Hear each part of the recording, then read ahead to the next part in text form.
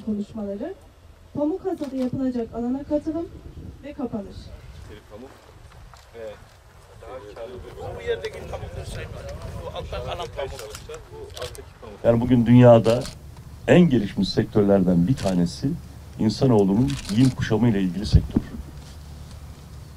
Herkes yılda ortalama yazlığı, kışlığı, baharlığı olmak üzere bir defa bir giysi alma ihtiyacı hissediyor.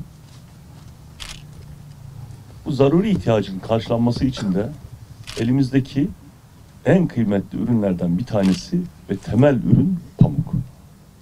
Pamuktan sonra da yün.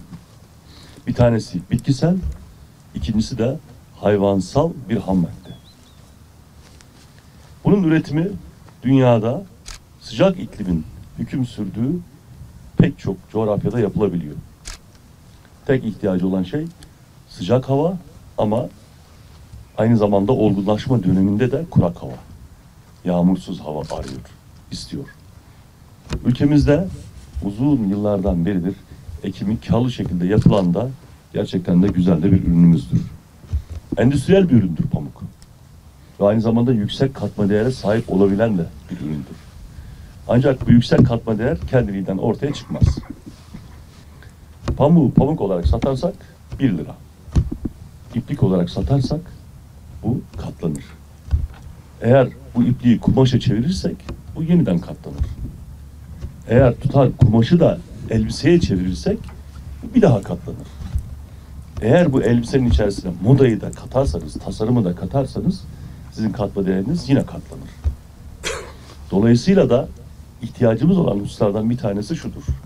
Biz pamuk ekimini teşvik etmeliyiz. Devlet olarak desteklemeliyiz. Çiftçilerimizi bu doğrultuda eğitmeliyiz. Ama aynı zamanda pamuğu ham madde olarak üreten bir ülke ya da aynı şekilde pamuğu sadece ham madde olarak üreten bir Batman'da olmamalıyız.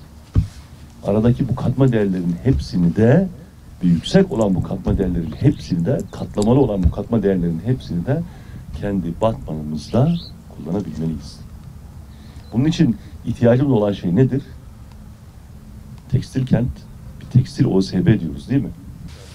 İlimizde bu 1,5 milyon dönüm tarım alanının içerisinde geçen yıl 4.000 dönüm civarında pamuk ekilişi varken bu sene 12.750 dönüm bizim kayıtlarımıza göre, yani nereden bakarsan 3 kattan fazla bir artış meydana gelmiştir. Bu bizi sevindiriyor.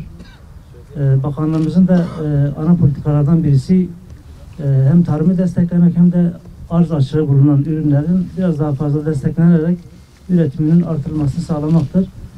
Bu bağlamda Sayın Bakanımız geçenlerde bir sözlü açıklama yapmıştı. 275 TL'ye çıktı bizim pamuk desteğimizde, alan bazlı desteğimiz. İnşallah bütçe imkanları doğrultusunda bu ödenir. Çiftçilerimize hayırlı olsun. Kaç sene önce Batman'da 60.000 dekar pamuk ekimi vardı. Maalesef son yıllarda bu girdilerin yüzünde pamuk ekimi çok azaldı. Ben şu anda sevinerek söylemek istiyorum ki şu anda sanıyorum 10.000 dönüm civarında pamuk ekimi söz konusu. 1,5 milyon ton pamuk ihtiyacımız var Türkiye'nin.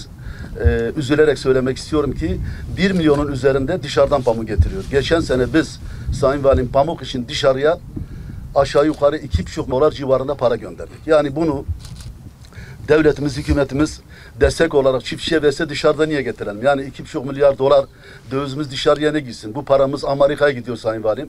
15-20 sene önce pamuk, Yunanistan pamuğun ne olduğunu bilmezken bize Yunanistan'da pamuk geliyor, Hindistan'dan geliyor, Kazakistan'dan geliyor.